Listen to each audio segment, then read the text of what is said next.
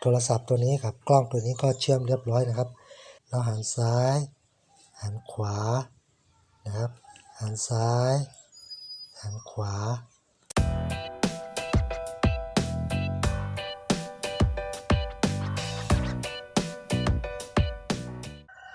สวัสดีครับพบกับผมช่างพ่อบ้าน DIY นะครับ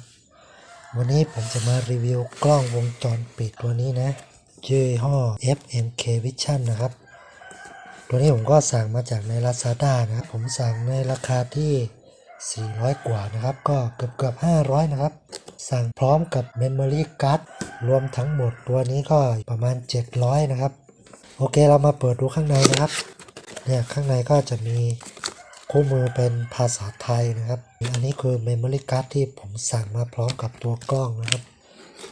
อันนี้คือตัวกล้องลักษณะตัวกล้องจะเป็นแบบนี้นะครับ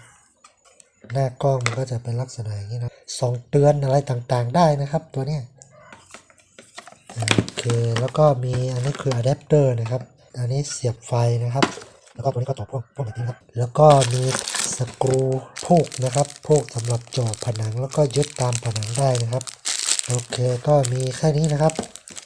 ทีนี้ก่อนอื่นแล้วเนี่ยก่อนที่เราจะใช้งานนะครับเราไปติดตั้งแอปกันก่อนนะครับแอปที่เราจะใช้เนี่ยก็คือใช้แอป UC นะครับขั้นตอนการติดตั้งแอปนะครับก็ง่ายๆนะครับเราก็มาโทรศัพท์มือถือเลยนะครับแล้วเราก็ค้นหาใน Google เลยนะครับ UC ค้นหาอย่างนี้เลยนะ UC เลยนะครับแล้วเราก็กด next นะครับแล้วก็เลื่อนดูนะนี่ไงนี่นะครับก็คือแอปของ UC หน้าตามันจะเป็นอย่างนี้นะครับแล้วก็คลิกเข้าไปเลยนะครับแล้วเราก็ติดตั้งเลยนะครับเราต้องติดตั้งแอปก่อนนะครับเพื่อจะได้ตัวแอปเนี่ยมันจะได้ลิงก์ไปหากับตัวกล้องนะครับเวลาเราจะเปิดกล้องผ่านมือถือเราก็จะได้เปิดในแอปดูเลยนะครับโอเคตอนนี้เราก็ติดตั้งเสร็จแล้วเราก็เข้าไปเปิดเลยนะครับแล้วก็เปิดแอปขึ้นมาแล้วก็คลิกเห็นด้วยเลยนะครับแล้วเราก็ใส่เบอร์มือถือนะครับเพื่อให้แอปส่งลิงก์มาให้เรานะครับเวลาเข้าระบบก็จะใช้มือถือเข้านะครับแต่ทีนี้ผมจะใช้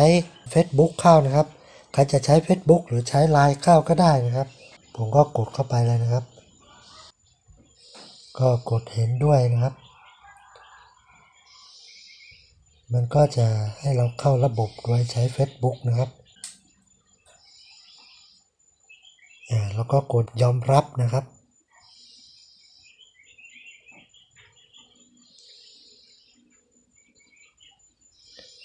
นี่นะครับก็ Facebook ตัวนี้ก็คือชื่อคนนี้นะครับก็เราก็กดพอเรากดเข้าไปปั๊บมันก็จะออกมาหน้านี้นะครับแอปเริ่มใช้งานได้แล้วครับเขาก็แนะนำให้เราใช้แอปอย่างนี้นะครับหน้าตาของตัวแอปจะเป็นแบบนี้นะครับเราก็ทำการเชื่อมโยงกับตัวกล้องก่อนนะครับวิธีที่เราจะเชื่อมโยงระหว่างโทรศัพท์กับกล้องโดยใช้แอปเป็นตัวกลางนะครับก็เราก็ทำการเสียบไฟนะครับเนี่ยพอเสียบไฟปั๊บมันก็จะมีแสงไฟขึ้นมาอัตโนมัตินะครับเดี๋ยวรอสักครู่หนึ่งให้กล้องมันทำงานก่อนนะนี่นะครับกล้องมันก็จะหมุนซ้ายหมุนขวาหมุนรอบตัวเองนิดนึงนะครับตัวเองนิดนึงรอให้มันมีสัญญาณปี๊บปี๊บปี๊บปี๊บอะไรไม่รู้นะมันเป็นเสียงดนตรีปี๊บปี๊บนี่อันนี้นะครับก็คือมันเริ่มใช้งานได้นะครับทีนี้เราก็เตรียมทำการสแกนนะครับทำการเชื่อมกล้องนะครับเราก็กดที่บวกนะครับแล้วเรามาตรงนี้นะครับการเพิ่มสมาร์ทนะครับกดตรงกลางนี่นะครับตรงนี้แล้วก็กดตรงนี้แล้วก็ขั้นตอนต่อไปนะครับแล้วก็ต้องทำการเชื่อมกับตัว Wi-Fi ก่อนนะครับแล้วก็ใส่รหัส Wi-Fi ที่บ้านเรานะครับหลังจากที่เราใส่รหัสแล้วก็กดขั้นตอนต่อไปเลยครับแล้วก็รอสักครู่หนึ่งนะครับทีนี้มันก็จะมีเสียงวิ่งมันมีเสียงวิ่งอย่างนี้นะครับแล้วก็เอาตัว QR code ตัวเนี้ยไปห่างกับตัวกล้องนะครับห่างประมาณสัก30เซนค่อยๆเลื่อนเข้ามาใกล้ขึ้นประมาณ10เซนนะครับถ้าสแกนได้ปุ๊บตัวกล้องมันจะมีเสียงพูดออกมาว่ากำลังเชื่อมต่อนะครับ แต่กรณีที่ใครที่สแกนแล้วยังสแกนไม่ได้เลยนะครับแนะนำให้ทำการรีเซ็ตตัวกล้องใหม่นะครับซึ่งมันจะมีรูอยู่ข้างในนี่นะครับนี่นะครับเนี่ยมันจะมีคำว่ารีเซ็ตอยู่นะครับแล้วก็เอาเข็มตัวนี้นะครับตัวที่เขาแถมมากับตัวกล้องนี้นะครับแย่เข้าไปค้างไว้สัก3 วินาทีนะมันจะมีดังปิ๊ดขึ้นมานะครับมันก็สามารถรีเซ็ตเรียบร้อยแล้วพอมันดังปิ๊บเสร็จแล้วเราก็เอามาตั้งไว้นะครับมาตั้งไว้ตัวกล้องมันก็จะหมุนนะครับหมุนจืดจืดจืดพอมันหมุนเสร็จมันก็จะให้เราสแกนนะครับแล้วก็ทำการสแกนใหม่เปิด QR code แล้วก็สแกนใหม่นะครับถ้าสแกนได้ปุ๊บตัวกล้องมันจะมีเสียงพูดออกมาว่ากำลังเชื่อมต่อนะครับ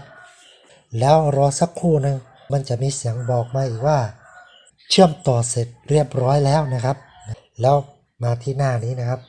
ทีนี้เราก็สามารถตั้งชื่อได้เลยนะครับว่าเราจะเอาชื่อกล้องตัวนี้เป็นชื่อกล้องอะไรนะครับหลังบ้านนะครับกล้องตัวนี้นะแล้วก็เราก็กดว่าแน่นอนจะแจ้งมาเป็นภาษาอังกฤษเซฟแต่พอแปลเป็นไทยแล้วมันก็จะเป็นแน่นอนอย่างนี้นะเราก็กดเซฟนะครับแล้วก็ดูตอนนี้เลยนะครับเพิ่มแล้วสำเร็จแล้วตอนนี้คือเพิ่มกล้องเรียบร้อยนะครับแล้วก็เห็นด้วยนะครับอนุญาตนี่นะครับก็เชื่อมเรียบร้อยนะครับระหว่างโทรศัพท์ตัวนี้กับกล้องตัวนี้ก็เชื่อมเรียบร้อยนะครับตัวนี้ผมเอามาลองดูก่อนนะเราหันซ้ายหันขวานะครับหันซ้ายหันขวาเราซูมด้วยมือก็ได้นะครับเนี่ยซูมซ้ายซูมขวาแบบนี้ก็ได้นี่นะครับยังสามารถที่จะแคปเจอร์ภาพจิ๊บนี่นะครับแคปเจอร์ภาพนี้เก็บไว้สมมติว่ามีคนแปลกหน้ามาเราก็อยู่ต่างจังหวัดแล้วก็มาดูเห็นใครมาเราก็บันทึกวิดีโอเก็บไว้ได้เลยนะครับกดตรงนี้เลยนะมันจะขึ้นว่า Record นะครับบันทึกภาพเก็บไว้แล้วพอจบแล้วก็ปิดอย่างนี้นะครับมันก็จะบันทึกวิดีโอเก็บไว้ในมือถือเราเลยนะครับหรือเราจะคุยกับคนแปลกหน้าก็ได้เราก็กดปุ่มนี้นะกดปั๊บแล้วก็อนุญาตให้ไมค์ทำงานแล้วก็กดค้างไว้มาทำอะไรเนี่ยเห็นไหมมาทำอะไรนี่นะครับเสียงมันก็จะออกตรงนี้ด้วยนะตรงนี้ก็มีลำโพงนะครับแล้วก็เราก็เปิดถ้าเราเปิดเนี่ยเสียงมันก็จะมาออกมาตรงนี้ด้วยนะครับปิดเสียงปิดเสียงนะครับมันก็จะไม่ออกนะครับก็พูดง่ายๆคือสมมติเราอยู่ต่างจังหวัดมีอะไรเข้ามาในบ้านเราก็สามารถพูดให้เขาได้ยินได้เลยนะครับถ้าเราจะดูกล้อง2ตัวทีเดียวก็กดปุ่มนี้นะครับจิ๊บนี่นะครับมันก็จะโชว์ให้กล้อง2ตัวนะเห็นไหมเนี่ยมีกล้องตัวนี้กับตัวนี้นะครับถ้ามี4ตัวก็แบ่งเป็น1 2 3 4เลยนะครับโอเคครับก็หลังจากที่เราติดตั้งแอปแล้วก็เชื่อมระหว่างตัวมือถือกับตัวกล้องวงจรปิดเรียบร้อยแล้วนะครับทีนี้เราก็มาดูวิธีการติดตั้งนะครับก็สำหรับวิธีการติดตั้งนี่ง่ายมากๆนะครับก็เขาก็มีรูมาเรียบร้อยนะครับเราก็แค่ไปเจาะยึดกับผนังไม้ผนังคอนกรีตผนังเหล็กได้เลยนะครับกล้องวงจรสมัยก่อนนะครับต้องใช้ฮาร์ดดิสก์ตัวหนึ่งแล้วก็ต้องเดินสายเชื่อมกับกล้องเข้าไปที่ฮาร์ดดิสก์เพื่อจะบันทึกเก็บไว้ในตัวฮาร์ดดิสก์นะครับสมัยเนี้ยกล้องวงจรปิดนี่ง่ายมากๆเราแค่ใส่เมมโมรี่การ์ดเข้าไปก็จบนะครับมันจะบันทึกทับไปเรื่อยๆอัตโนมัติแล้วแต่ขนาดของเมมโมรี่นะครับว่ามันสามารถบันทึกได้เท่าไหร่นะอย่างอันนี้คือ32 จิกนะครับมันก็จะอยู่ได้ประมาณ1 อาทิตย์นะครับพอมันหมดแล้วมันก็จะบันทึกทับไปเรื่อยๆอย่างนี้ไปเรื่อยๆนะครับสำหรับใครที่อยากรู้ว่าคุณสมบัติของกล้องตัวนี้มีอะไรบ้างนะครับแล้วก็วิธีการเพิ่มมือถืออีกเครื่องหนึ่งนะครับเราอยากจะให้เครื่องแฟนเครื่องของลูกของพ่อของแม่สามารถดูกล้องวงจรปิดตัวนี้ได้นะครับเราก็คลิกลิงก์ด้านบนนี้หรือว่าที่ใต้คลิปนะครับครับสำหรับการรีวิวกล้องวงจรปิด NFC Vision แล้วก็การติดตั้งแอป UC เพื่อใช้ดูกล้องนะครับก็จบเพียงเท่านี้นะครับหวังว่าคลิปนี้จะเป็นประโยชน์กับใครที่กำลังเลือกดูกล้องอยู่นะครับใครชอบคลิปนี้ก็กดไลค์กดแชร์กดติดตามนะครับขอบคุณที่ติดตามชมครับสวัสดีครับ